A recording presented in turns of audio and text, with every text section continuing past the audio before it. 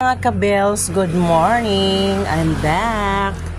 So, for today's video mga kabels, our daily routine, let's have our unlean milk, plus we put a little bit of Nescafe stick, so it will be more delicious. So, mga kabels, this morning we have to be positive. So let's try good morning vibes. How is it doing? How are you mga kabels?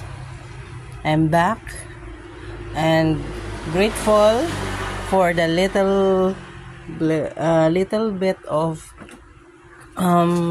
good news that we are back.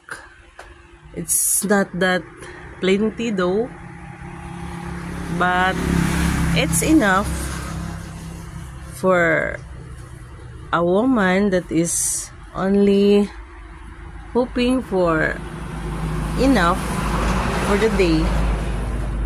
So this day, whatever we have,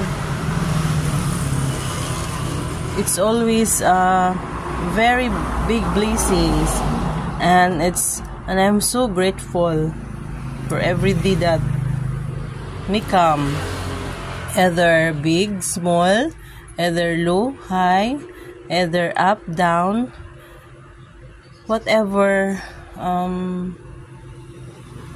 position, whatever admiration that we may receive for this day. We have to think about that God is always the center of our life, our everyday life. Either it's personal, health, mental, social, financial.